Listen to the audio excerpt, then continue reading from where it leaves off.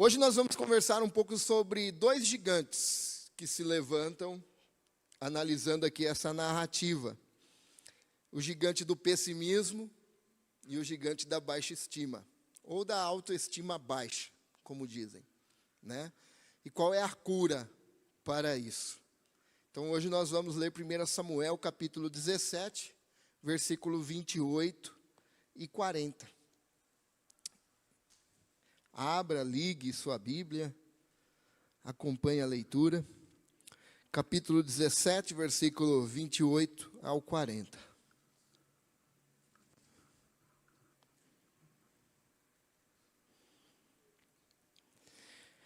Diz assim: ouvindo Eliabe, seu irmão mais velho, falar àqueles homens, acendeu-se-lhe a ira contra Davi e disse: por que desceste aqui?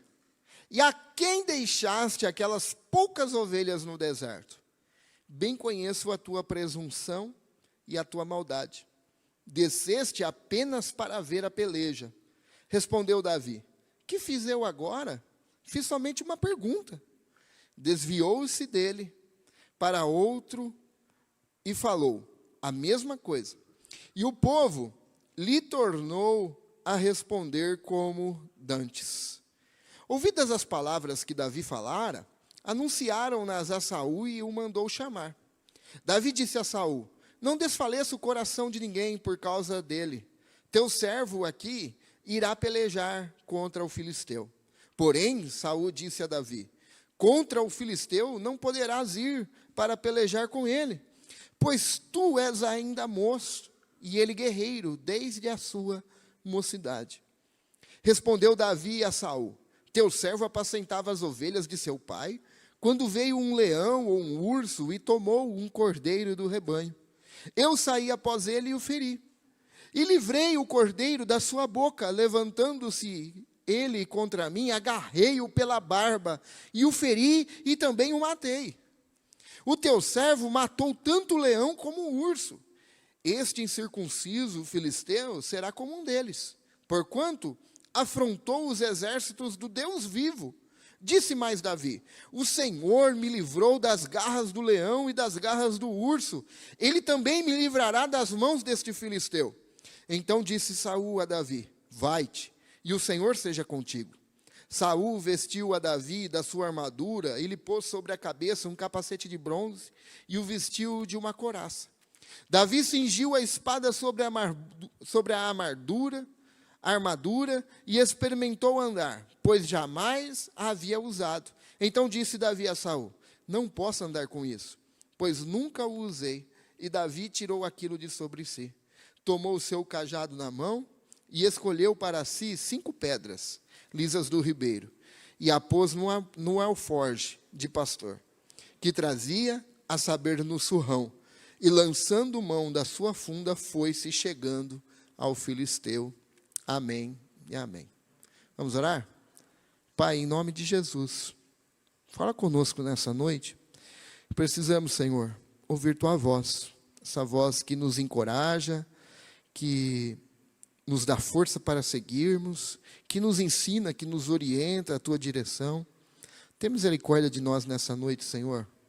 Fala conosco, Pai, em nome de Jesus. Amém e amém. Meus irmãos, há pessoas que têm o poder de encorajar os outros, não é verdade? Há pessoas que dizem palavras para nós que nos enchem de ânimo. E assim foi com Paulo. Quando Paulo estava na prisão, ele cita um nome de uma pessoa que ia encher o coração dele de ânimo. E esse homem se chamava Onesíforo. E Paulo dizia como aquele homem procurava por ele nas prisões para encher o seu coração de ânimo. Mas ao mesmo tempo, como há pessoas que nos encorajam, há também aquelas pessoas que têm esse poder de desestimular os outros. Há aquelas pessoas que puxam para baixo, sabe? De fazer você ver coisas que você não deveria ver. A impossibilidade de um sonho. Há pessoas que têm esse poder de trazer, de desestimular aquele ânimo que nós temos. Quem nunca ouviu de uma pessoa próxima frases do tipo: olha, o que você deseja é legal, mas é muito difícil, não sei não se você consegue. Sabe? E é lógico que quando vem de algumas pessoas que nos querem bem, tipo pais, né? Isso é nos trazer também para uma realidade, sim, nos chamar para uma realidade. Mas os pessimistas de plantão, aqueles que são pessimistas mesmo, eles não falam por apenas uma realidade. Os pessimistas têm essa facilidade de transferir o pessimismo dele para o outro, de trazer o desânimo dele para desanimar o outro, mesmo que às vezes não é por maldade, mas isso acontece. Palavras, pessoas, sentimentos desmotivadores têm a tendência de despertar alguns gigantes, sabe?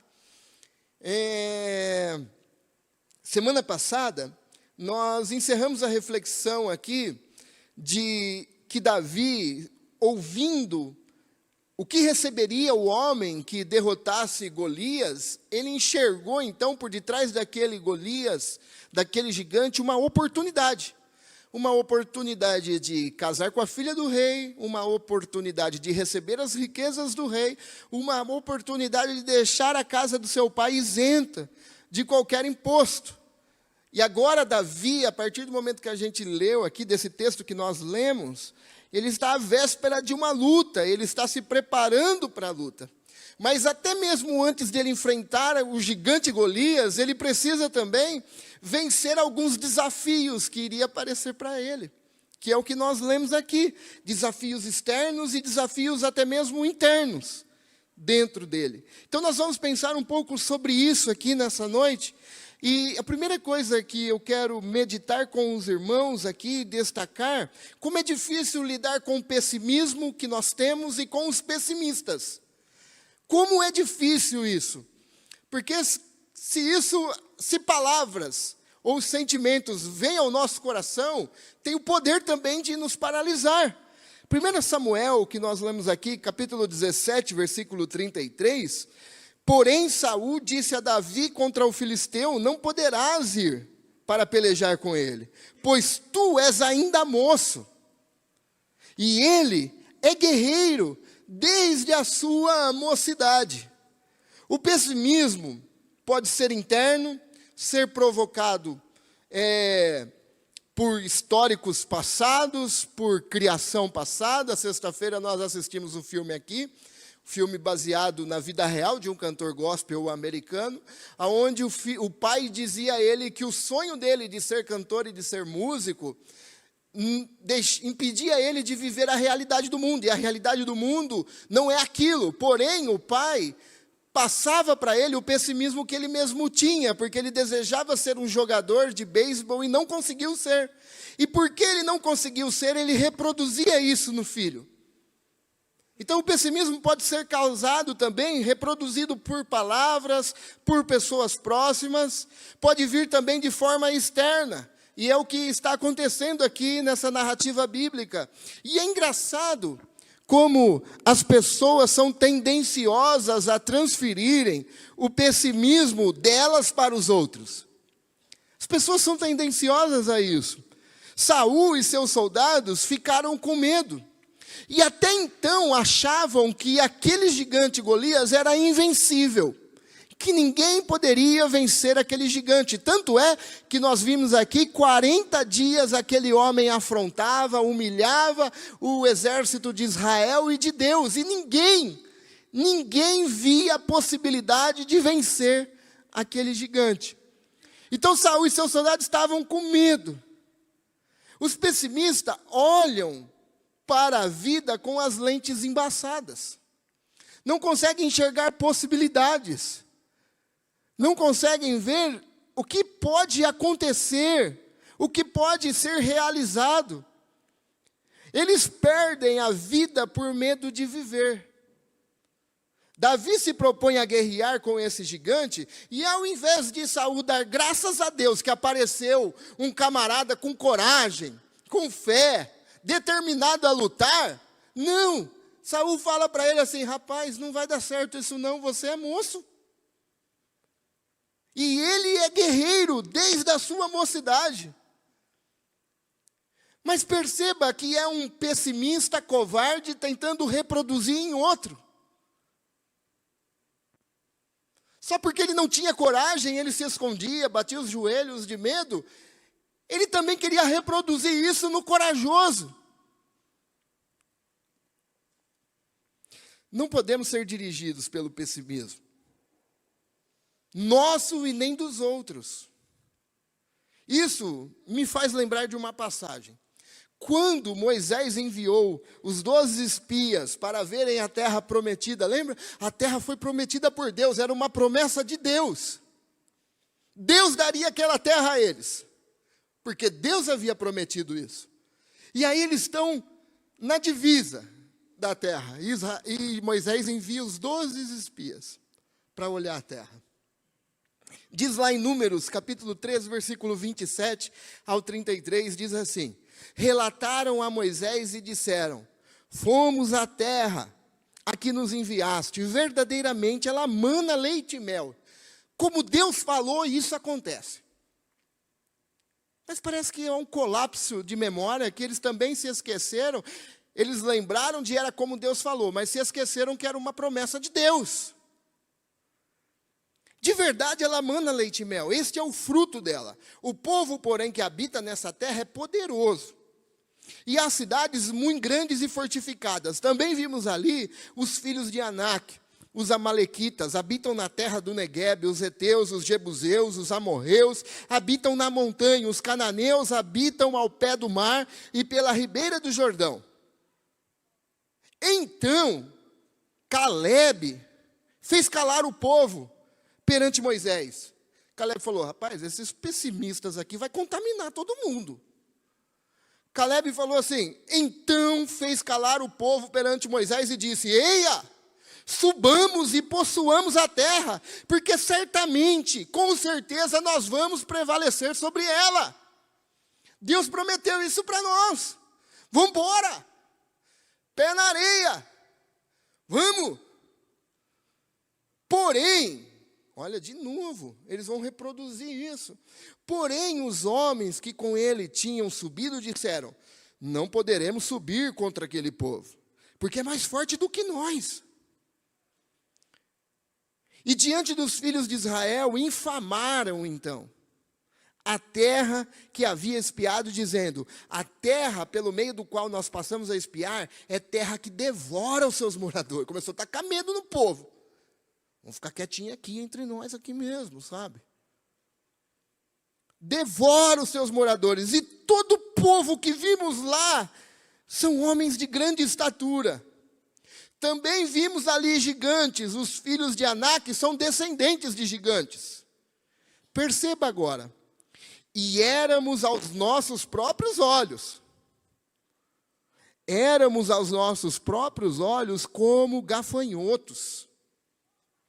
E assim também éramos aos seus olhos. Mas espera aí, como que era aos olhos deles se eles foram espiar escondido a terra?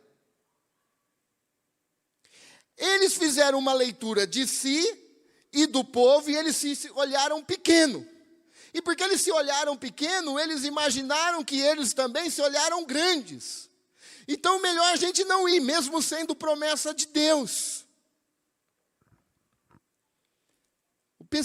Os pessimistas, ou o nosso próprio pessimismo, nos coloca num estado de apatia, nos faz desistir, nos faz se acomodar.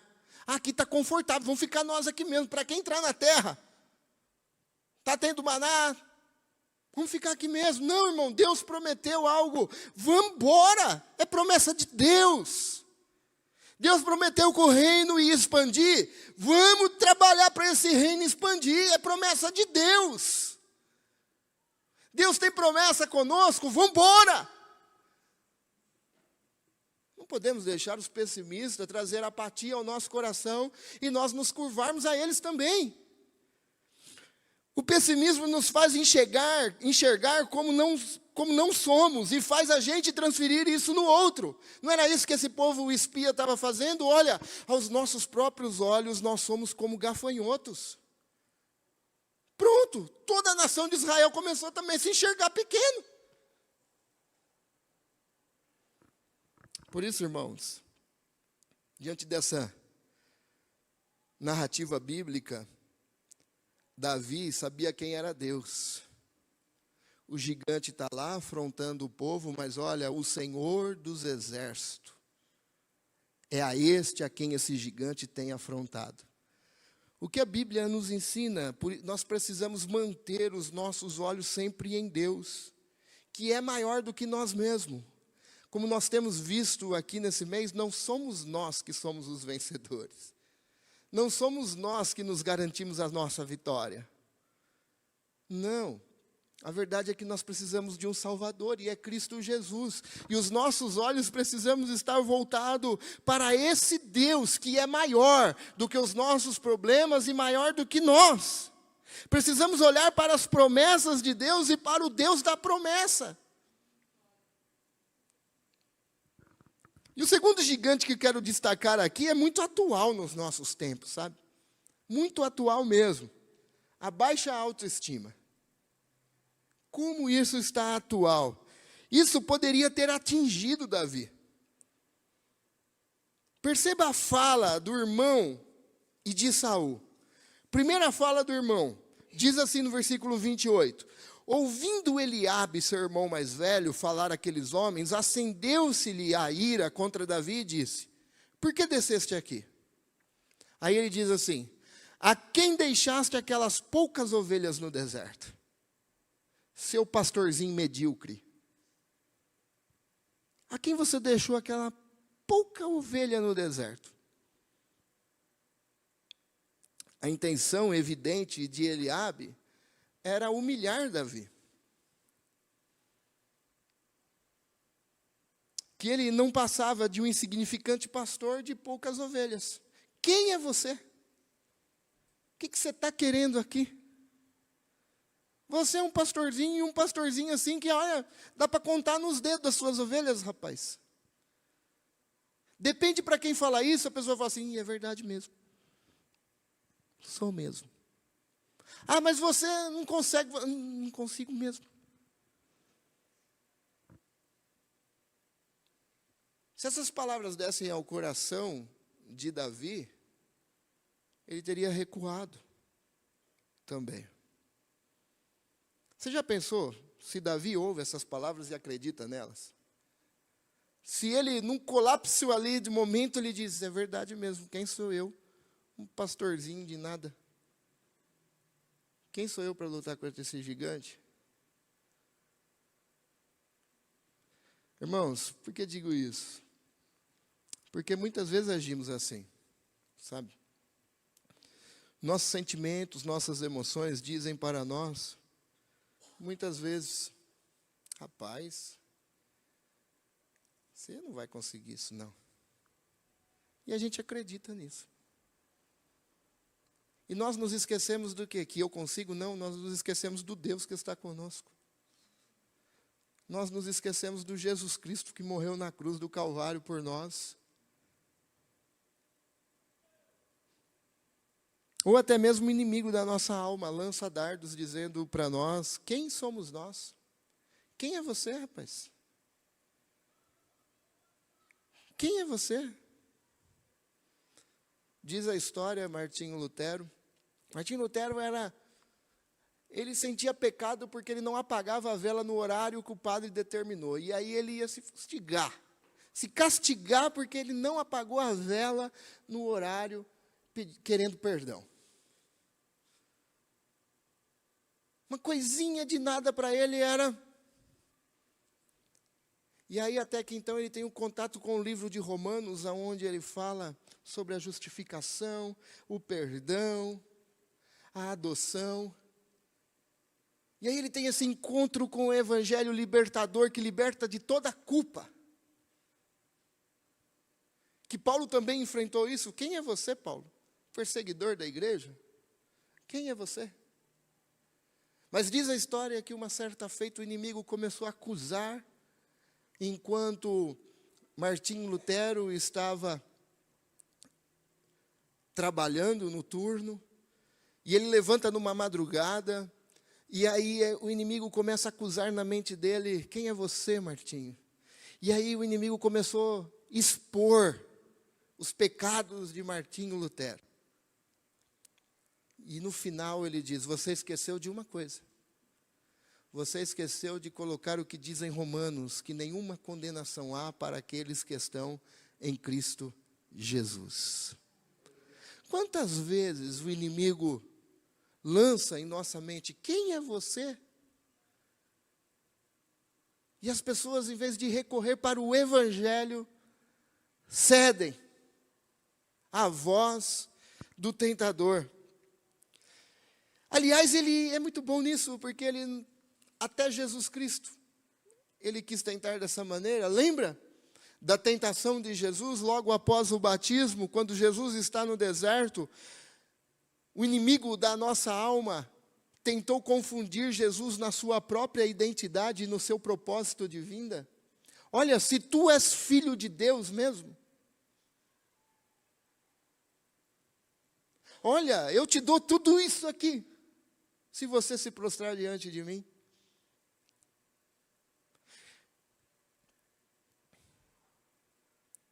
Nós somos assim. Muitas vezes agimos assim, nossos sentimentos, nossas emoções e até o inimigo da nossa alma diz coisas para nós e nós acabamos acatando isso. Segundo, a baixa estima, a segunda fala, nós vemos em Saul, que é o texto que nós lemos. Pois tu és ainda moço e ele é guerreiro. E aqui eu quero pensar um pouquinho com vocês como isso tem atingido a comparação. Como a comparação está ainda mais evidente, fala a verdade. Nós nos comparamos com os outros se comparam com a gente. Comparamos o nosso casamento, comparamos a nossa casa, comparamos a nossa igreja, comparamos o nosso relacionamento, comparamos o nosso trabalho, comparamos o nosso cargo. Comparamos, principalmente hoje com as redes sociais.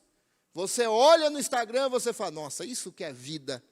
E aquilo traz um sentimento de tristeza, baixa estima para você, porque a vida do outro, o casamento do outro, a casa do outro, o trabalho do outro, a profissão do outro é melhor do que a sua. E isso tem afetado todos nós, principalmente dentro desse mundo tecnológico que nós vivemos, ainda mais as nossas crianças. As nossas crianças estão vivendo debaixo de comparação.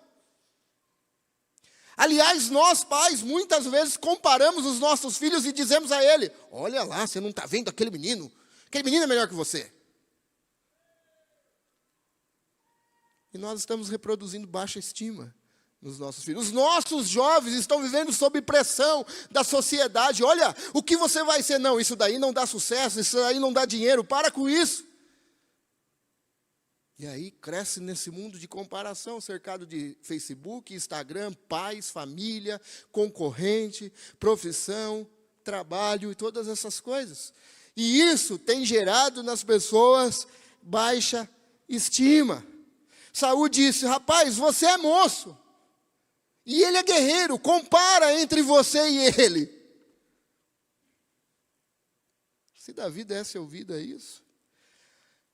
Fato é que a comparação tem afetado a saúde emocional de muitos. A comparação gera todo tipo de sentimento negativo. Gera inveja, gera insegurança, gera incerteza, gera culpa, gera raiva, gera frustração. E o apreço por si mesmo diminui. Baixa estima. A comparação. E todos nós somos tendenciosos. Eu também, irmão. Vocês pensam que a gente não é? Ah, mas aquele pastor, olha.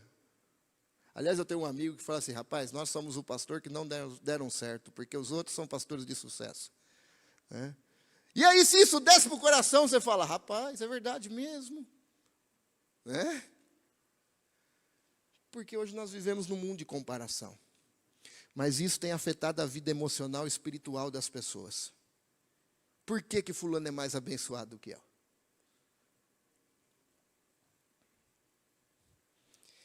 Por isso que eu sempre digo aqui, irmãos, que nós precisamos pregar o evangelho para nós mesmos e depois pregar para os outros. Porque o evangelho é a resposta para tudo. Então a pergunta que devemos responder aqui, como podemos lidar com esses gigantes internos e externos, ou seja, pessimismo, pessimistas e baixa estima. O que a Bíblia fala sobre isso? O que o evangelho diz sobre isso? Então a última coisa para pensarmos aqui, a doutrina da adoção. Está tudo em volta disso. O que eu quero dizer com isso, nós precisamos relembrar de que somos filhos de Deus e de que Deus é nosso Pai, como foi lido aqui, Abba Pai, meu papaizinho. Quando nós nos voltamos para essa doutrina, todo o pessimismo e toda a baixa estima, eu te garanto que vão embora. Sabe por quê? Davi, quando foi confrontado por ambos, ele contou um testemunho. Ele fala, olha, uma certa feita eu lutei com um leão, uma certa feita eu lutei com um urso, eu agarrei pela barba e o feri. Eu me conheço. Mas além de me conhecer, olha, o Senhor que me livrou das garras do leão e do urso, me livrará das mãos do filisteu. Além de me conhecer, eu conheço Deus. Eu sei que Ele é meu Pai. Por que eu digo isso? O teólogo Agostinho dizia, o homem sendo a imagem e semelhança de Deus, carrega consigo dignidade e valor. Nós somos imagem e semelhança de Deus, nós temos a imago Dei. E por causa disso, nós carregamos conosco dignidade e valor. Lógico que o homem foi 100% afetado pelo pecado, e por causa disso ele precisa de um Salvador, que é Jesus Cristo. Lógico isso.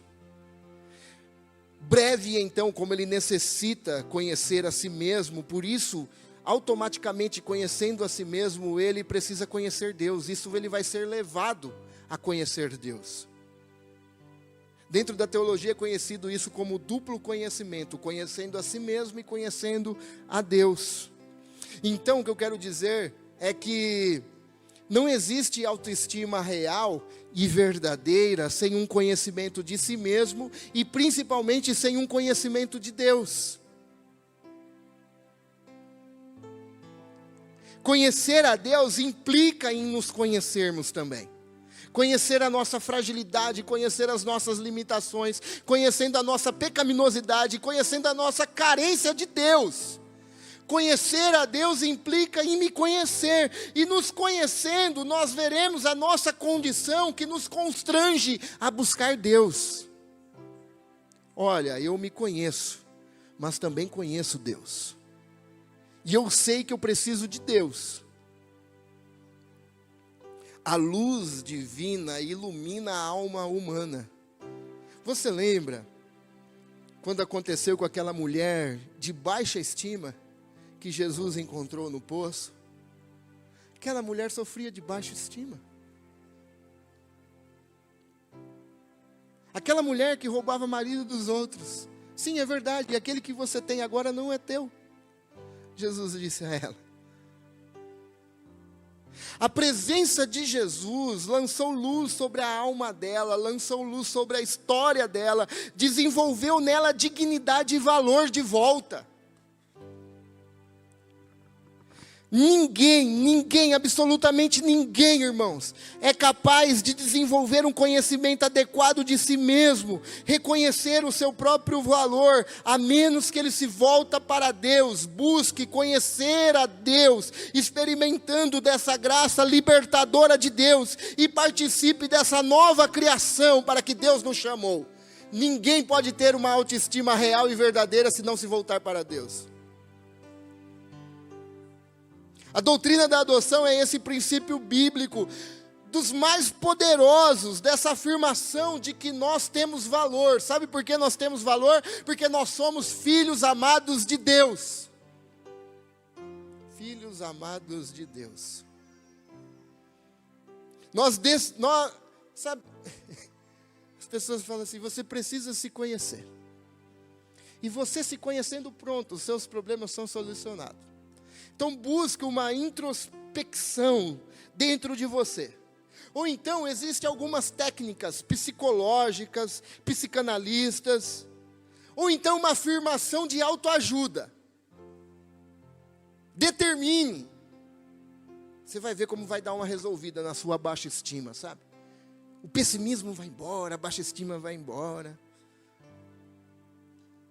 Mas nós só descobrimos a verdade, nós descobrimos a real autoestima a partir da descoberta existencial desse relacionamento com Deus. De que nós fomos criados para Ele, e que nós somos amados por Ele, por Deus. Aí sim, nós descobrimos o nosso valor e nossa dignidade nesse encontro pessoal com Deus, assim como teve aquela mulher naquele poço, aquela mulher pecadora, de baixa estima, de pessimismo naquela conversa, mas Jesus lançou luz sobre a alma, sobre a história, devolveu dignidade, devolveu valor, e ela se encheu de uma autoestima real e verdadeira, porque ela se conheceu como pecadora e conheceu como Deus perdoador, e foi anunciar as boas novas de salvação. É disso que nós precisamos, irmão. Nós precisamos do Evangelho, nós precisamos pregar o Evangelho para nós mesmos. Ele tem a resposta para tudo. Ele tem a resposta para tudo. Então, não importa o seu passado, não importa a sua herança familiar, não importa as feridas causadas pelo sofrimento ou pela perda de autoestima, não importa nada disso. A grande verdade redentora é que aquilo que Deus fez por nós, por meio de Cristo, Ele nos adota como seus filhos amados e é poderoso para curar, libertar de todas as lembranças, traumas do passado, traumas pessoais, traumas relacionais, traumas na criação, traumas na educação, traumas no âmbito familiar, colocar todo esse pessimismo, baixa estima e devolver a nós dignidade e valor, porque Ele é quem faz. E aí você pode me perguntar nessa noite para encerrarmos, como que eu faço isso, pastor?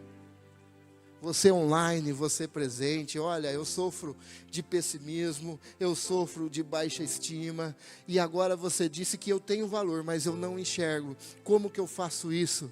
Olhe para a cruz de Cristo, o seu valor foi pago lá na cruz do Calvário. Deus te amou tão absurdamente que não poupou nem seu próprio filho, mas enviou o próprio filho para morrer na cruz, morrer de forma rejeitada, vergonha para uns, escândalos para os outros, mas Cristo morreu para te salvar, e é aí que está a sua dignidade, seu valor real e verdadeiro. Não viver agora de comparação, não viver agora analisando o que o outro tem, o casamento do outro, o relacionamento do outro, a profissão do outro. Não, eu vivo uma nova vida, e vivo uma nova vida em Cristo, porque é Ele que diz quem eu sou, e Ele diz que eu sou a filho amado dEle.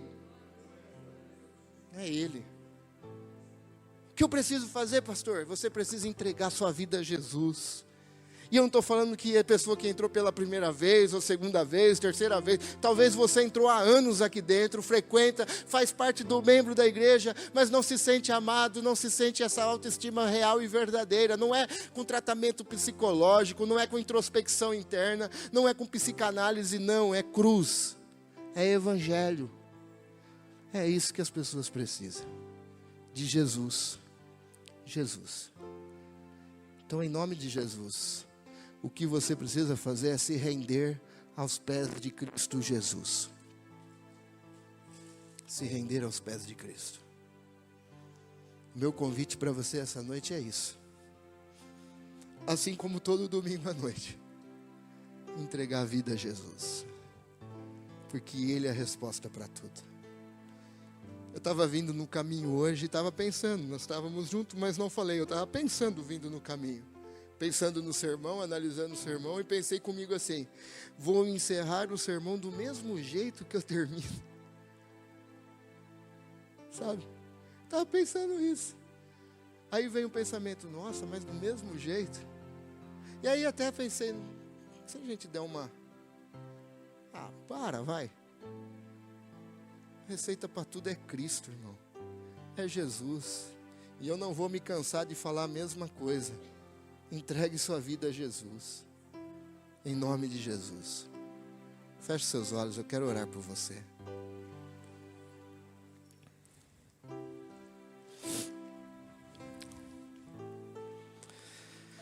Oh Deus,